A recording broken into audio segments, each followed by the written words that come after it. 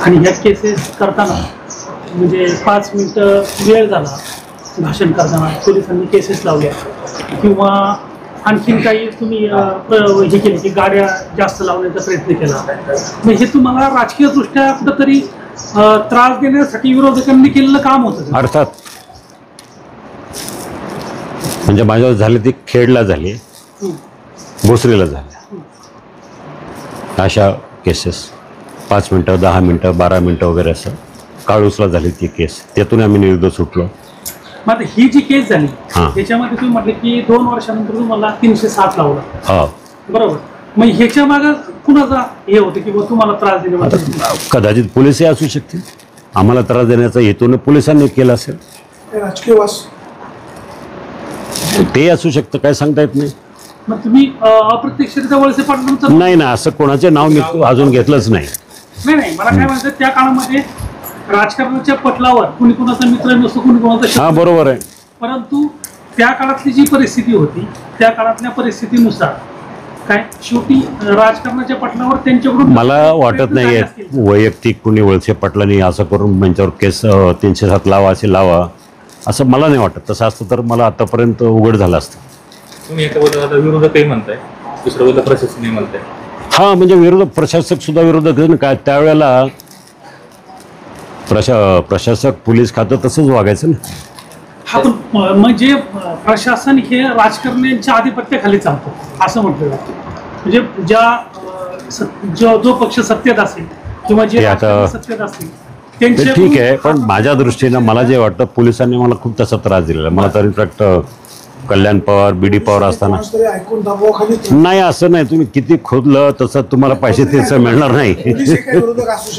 असू शकतात ना, का नाही असू शकत? असू शकतं ना. आम्ही तक्रारी केल्या किंवा पोलिसांच्या किंवा ते हप्ते घेतात लोकांना त्रास देतात त्या विरोधातच जाणार ना. प्रशासनाचा ही न्यायालयीन लढाई लढताना तुमच्या बरोबर असलेले समर्थक किंवा जे ज्यांच्यावर केस आहेत ती लोक संख्येने मोठी होती, मात्र खर्च तुम्हीच करत होता? नाही असं काही नाही. त्यातले 2 पार्ट होते. काही लोकांनी एक दुसरे वकील मृणाली पडवळ त्यांना अपॉइंट केलं, त्यांना काही मी पैसे दिले नाही. हो, त्यांचंही सहकार्य. म्हणजे काही वकिलांनी बिना मोबदला याच्यामध्ये सहकार्य केलं असं म्हणायचं? नाही ते माहिती नाही मला त्यांनी काय केलं की नाही तसं, पण मला वाटत असेल सुद्धा नसेल सुद्धा. पण तुम्ही आता ज्या पद्धतीने बोलले, बैलगाडा सुरू झाल्यानंतर व्हिडिओ बसेल असे काही हे बोलले, बोलताना बोलले तुम्ही जे योगदान दिले बैलगाडा सुरू करण्यासाठी हे सगळ्यांना माहिती. मग तुम्ही फक्त बोलबच्चन म्हणून कोल्हेवर टीका करताय? कारण टीका नाही करत, मी वस्तुस्थिती सांगतोय. मी कुणावर टीका करायचं आता तसा विषयच नाही काय. मी वस्तुस्थिती सांगतोय. काही लोकांनी घोड्यावर बसून हे करेल, घोड्यावर बसून ते करेल, त्या लोकांनी ह्याच्यामध्ये जसं माझं योगदान आहे, जशी मला झळ पोचली, जशी गोरगरिबांना झळ पोचली, तसं त्यांचं काय योगदान आहे. हा बैलगाडा सुरू होण्यामध्ये अमोल कोल्हे यांचे योगदान शून्य का? ते त्यांनी विचार करावा आणि लोक जनतेने विचार करावा. आंदोलन ते त्यावेळेला ते शिवसेनेत होते तेव्हाचे. नाही ते वेगळं, ते महागाईच्या विरोधात होतं. बैलगाडा शर्यत सुरू करण्यासाठी सगळ्यांनी खूप प्रयत्न केले. बैलगाडा शर्यत सुरू ठेवण्यासाठी खूप निकष आहेत, पण ते सगळे निकष सध्या पायदळी तुडवले जातात. काय झालं की दुर्दैवानं ह्या वेळेला बैलगाडा शर्यत चालू झाल्यानंतर त्याला खूप मोठं बाजारू स्वरूप यायला लागलं आहे. मुळात बैलगाडा शर्यत ही गावोगावच्या जत्रा यात्रांसाठी मर्यादित असायची. यात्रेच्या दुसऱ्या दिवशी दुपारी काही तास बैलगाडा पळवणं वगैरे चालायचं. तिथं बक्षिसं नसायची, तिथं सेकंद पुकारले जायचे नाही. पण हळूहळू ते सेकंद पुकारायला लागले, नंतर बक्षिसं द्यायला लागले. नंतर मग बक्षिसाची संख्या इतकी वाढत गेली की काही लोक मर्सिडीची चर्चा करायला लागली बक्षिसामध्ये, काही लोक JCP, कोण जीप, कोण काय, अशा प्रकारे व्हायला लागलं. त्याच्यामुळं काय झालं की मग 4 दिवस स्पर्धा, 5 दिवस बैलगाडे, ही काही यात्रा नाही आहे.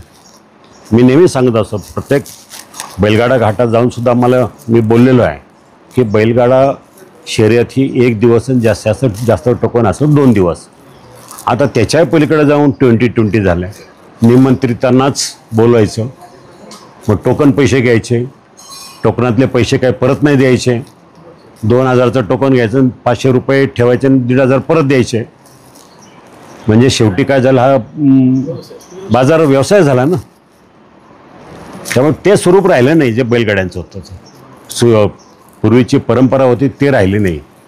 आता त्याला स्वरूप बाजारू आलेलं आहे. ही स्पर्धा भांडवलदारांच्या हाती जाऊन थोड्या प्रमाणात मुलं किंवा युवकांचा कल त्या बाजूला राहिल्यामुळं मुलांचं करिअर धोक्यात येते असं नाही वाटतं. नक्कीच होतंय. जसं मुलांनी, ठीक आहे, माझ्या गावची यात्रा आहे, माझ्या गावच्या तरुणांनी यात्रेत सहभाग घ्यावा.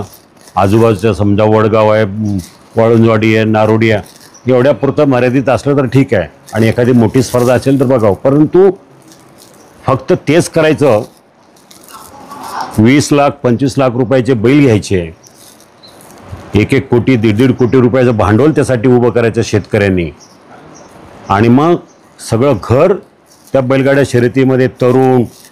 पूर्वी तुम्हाला बघितलं तर माझ्याकडे जुने व्हिडिओ आहेत. 40 वर्षापूर्वी बैलगाड्या शर्यती कशा असायच्या. फेटा बांधलेली लोक घाटात पळायचे आणि फेटा सोडायची घाटामध्ये. आज ती परिस्थिती नाही. आज सगळे जिनवाले आहेत. पण बैलगाडा शर्यतीचा शौक ठेवावा नाही असं नाही आहे, पण त्याचं अति होऊ नये असं माझी प्रामाणिक इच्छा आहे. तरुण पिढी कुठेतरी भरकटते. भरकटते, याच्यामध्ये नक्कीच भरकटते. जे काही राजकीय नेते आहेत ते अनेक ठिकाणी पाहिलं आपण, तर काय होतं की या राजकीय नेते स्थानिक कुठल्या तरी एखादं स्थानिक देवतेचं नाव देऊन आपल्या वाढदिवसानिमित्त जे काही हे मी यापूर्वी आपण काही कलेक्टरला सुद्धा बोललो होतो. माझं पत्र सुद्धा मी कलेक्टरला दिलं होतं की यात्रा एखाद्याच्या वाढदिवसासाठी किंवा मला उभं राहायचं इलेक्शन पंचायत समितीला, जिल्हा परिषदेला, म्हणून मी बक्षिसं देऊन मोठी यात्रा करावी, ह्याला बंदी आणा म्हटलं. आणि तुम्ही तपासून बघा ना, त्या गावात यात्रा आहे का ती. पूर्वीचं हँडल बघा, तिथल्या तलाठ्याला विचारा, तिथल्या ग्रामसेवकाला विचारा, या गावची यात्रा होती का गेल्या वर्षी अशी. तरच तसं ठेवा. हे करायलाच पाहिजे. तरच त्याला जे पूर्वीचं स्वरूप होतं ते येईल संस्कृतीचं. ते अजिबात पाळले जात नाही. त्याला महसूल प्रशासन तेवढंच जबाबदार आहे. मला सांगा, आता कुठल्या घाटात ॲम्ब्युलन्स आहे, कुठल्या घाटात आरोग्य अधिकारी आहे, हे कंपल्सरी आहे. हे सुप्रीम कोर्टानं नव्हते देत. सुप्रीम कोर्टाने नियम सरकारनं बनवावेत म्हणून दिलेलं. म्हणून काय झालं, आपली ज्या वेळेला सुप्रीम कोर्टाकडं मागणी केली राष्ट्रपतीकडं, त्यावेळेला राज्य सरकारनं विधानसभेमध्ये कायदा केला. नुसता कायदा करून चालत नाही, बैलगाडा शर्यती चालू व्हावी, हा कायदा झाला. पण बैलगाडा शर्यती चालू कुठल्या रूल्स अंतर व्हावीत, कुठली पद्धत, कुठले नियम असतात, त्याचीसुद्धा नियमावली राज्य सरकारनं सुप्रीम कोर्टाला लिहून दिलेली आहे. ती आपण मान्य करत नाही. म्हणजे मान्य करत नाही, ती पाळत नाही. आता तुम्ही बघितलं एका ठिकाणी एका घाटात तर बॅटरीने शॉक दिलेला बैलाला. हे प्रकार जर असेच चालू राहिले, सुदैवानं पेटा असेल, वाईल्ड लाईफ चे अधिकारी असतील किंवा पेटासारख्या अनेक संस्था आहेत, ह्या परदेशी संस्था आहेत, ह्या संस्था ह्या वेळेला तेवढ्या बैलगाडा शर्यतीच्या विरोधात गेले नव्हते.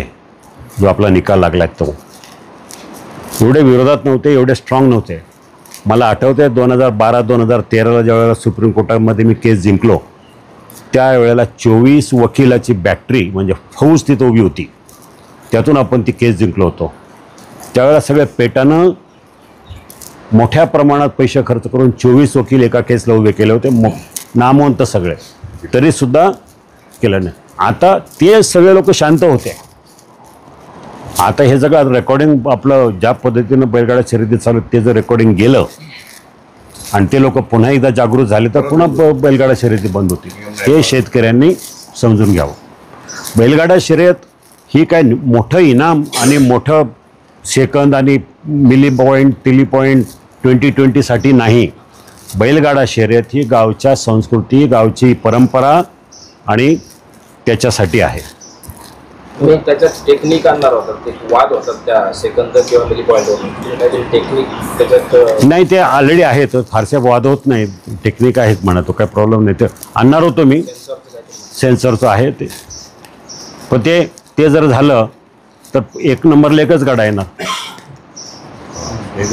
हां, ते तर परफेक्ट असणार आहे. 0.003 म्हणजे 10 सेकंड 003 आणि असे करून एकच गाडा एक नंबरला येणार. ते आपल्याकडे चालणार नाही. आता बराचसा विचार करून आम्ही ठरवलं ते. ज्या राष्ट्रवादी काँग्रेस पक्षाचे नेते आहेत सध्या चर्चा पुन्हा ती होते की दोन्ही राष्ट्रवादी काँग्रेस एकत्र येणार. तुम्ही कोल्हेंवर टीका करताना सावधपणे करता. भविष्यकाळाची नाही, मुळात मी सांगतो, भविष्यकाळाची जुळणी वगैरे मला त्याच्यात फारसा इंटरेस्ट नाही आहे. कोल्ह्यावर टीका करायची जर झाली तर कारण असेल तर करेलच ना. मी का घाबरेन कोणाला? आणि दोन्ही काँग्रेस, राष्ट्रवादी काँग्रेस एकत्र येते की ना, दोन्ही काँग्रेस बघून नेते बघून येतील.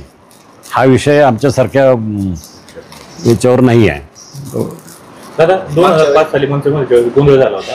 काय झालं होतं थोडक्यात? गोंधळ झाला तर म्हणजे ते मोर्चे, थोडी दगडफेक, माझ्या गाडीची दगडफेक झाली होती. त्याच्यामध्ये अशी चर्चा करण्यात आली तर तुम्ही नवीन खासदार झाले होते, एक डॅशिंग नेतृत्व मिळालं होतं लोकसभा मतदारसंघात, तर कुठेतरी पोलिसावर तुम्ही हात उचलला अशी चर्चा करण्यात आली होती. काय सांगा? मी कोणावरही कधी हात उचलत नाही. असं तुम्ही बघितलं का मला घेऊन एवढं करतात? आणि ते पण पोलिसांवर. अधिकाऱ्यांचा सन्मान करणारा आहे मी, एक माणूस आहे. राजकारण नाही, चर्चा पेरली पोलिसांना कशाला हात करायला? तुम्ही पुढची विधानसभा लोकसभा निवडणूक लढणार आहात आणि तसं तुमचं मागच्या वाढदिवसाला हे सुतवत आहे. तर सध्याच्या राजकारणात भाजपच्या माध्यमातून प्रदीप कंदांना उत्तर आणि या भागाचं जिल्हाध्यक्षपद दिलं आहे. प्रदीप कंद मागच्या वेळी इच्छुक चर्चेमध्ये होते, त्यांच्याबद्दल काय फक्त काय? हे बघा, एक विषय असा आहे, पुढची निवडणूक मी लढेल की न लढेल हा त्या परिस्थितीवर अवलंबून राहील. पण आज जी स्थिती आहे त्या स्थितीनुसार लढायला काही हरकत नाही. लोकांनी म्हणाले की लढा तर मी नक्कीच लढेल. आमच्या नेत्याने सांगितलं लढा तर लढेल. भाजपकडून प्रदीपदादांना लॉन्च केलं जाते. हां, तर ते शेवटी युती आघाडी याचं काय होणार आहे याच्यावर अवलंबून राहणार. स्थानिक स्वराज्य संस्थांमध्ये सगळे पक्ष महाविकास आघाडी आणि युती असं चालेल की सगळे पक्ष उतरतील? आता वेगवेगळी स्टेटमेंट ऐकायला मिळतात. एकनाथ शिंदे एक बोलतात, अजितदादा एक बोलत आहेत आणि देवेंद्र फडणवीस एक बोलतात. वेगवेगळं म्हणजे सगळ्यांचा कल तसाच आहे की जिथं गरज असेल तिथं युती करू. मला वाटत नाही जिल्हा परिषदेला ग्रामीण भागामध्ये युती होईल म्हणून. माझा अंदाज वैयक्तिक म्हणजे हां, बहुतेक मैत्री होती. सध्याची परिस्थिती पाहता तुम्ही असं म्हणतात लोकसभा निवडणूक मी लढू शकतो. हां, राष्ट्रवादी काँग्रेसकडून का पुन्हा धनुष्यबाद? आता राष्ट्रवादी काँग्रेसमध्ये आहे. परत पक्ष कशाला बदलायला लावता? आणि शरद पवार आणि अजित पवारांचा गट एकत्र आला तर मग ते विद्यमान खासदार आणि तुम्ही इच्छुक असं वातावरण तयार होतं. ॲक्च्युली दुर्दैवानं तसंच झालं यावेळेला. पण स्थिती काय निर्माण होईल त्याच्यावर आहे. शिवसेनेवरचं प्रेम कायम आहे असं काय वाटतं? नक्कीच आहे. नाही, अजिबात नाही. चूक झाली अशातला काही विषयच नाही. माझं शिवसेनेमध्ये काम केलं आहे. माझा जन्म राजकीय तर शिवसेनेतून झाला, त्यामुळं शिवसेनेमध्ये माझं वैर नाही आहे. अजूनही लोकांशी चांगले संबंध आहेत. अजूनही एकनाथ शिंदेंचे संबंध चांगले आहेत. बाकी काही नाही तसं. काय मत राहील? स्वागत आणि कशा पद्धतीने सांगा? नाही, खरं म्हणजे ती घटना होती ती खूप मोठी दुर्घटनाच म्हणायला पाहिजे. पाकिस्तानने केलेला तो खोडसाळपणा होता आणि त्याच्यानंतर जे परिणाम त्यांना भोगावे लागले ही भारताची ताकद होती, भारताचं सामर्थ्य होतं, हे त्यांना दिसून आलेलं आहे. आणि असं होणं गरजेचं होतं. ह्यापूर्वी कुठल्याही सरकारनं एवढी खंबीर भूमिका, एवढी चांगली भूमिका कधी घेतली नव्हती पाकिस्तानच्या विरोधात. ती आता घ्यायला लागलं. जरी आपलं सिंदूर ऑपरेशन थांबलं असलं तरी एक गोष्टीवर आपण अजूनही ठाम आहोत.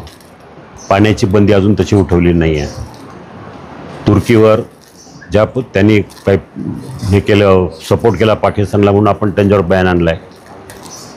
त्यांचं आपलं प्रवासी तिकडे जायचे थांबलेत.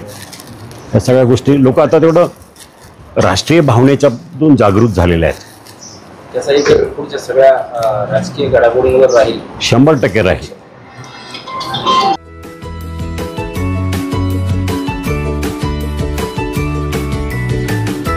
बातम्या शेतीच्या,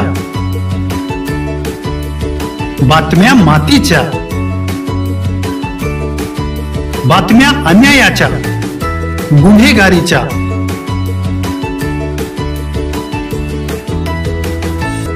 राजकारणाच्या आणि समाजकारणाच्या, शोषणाविरुद्ध बुलंद आवाज, जनसामान्यांच्या हुंकाराची गाज, सत्कार्याला प्रोत्साहन, दुष्कृत्याला अनुशासन, निर्भीड, निस्पृह, सडेतोड, बेधडक आणि रोखटोक म्हणजेच विघ्नहर टाइम्स. शोध बातमीचा, ध्यास सत्याचा.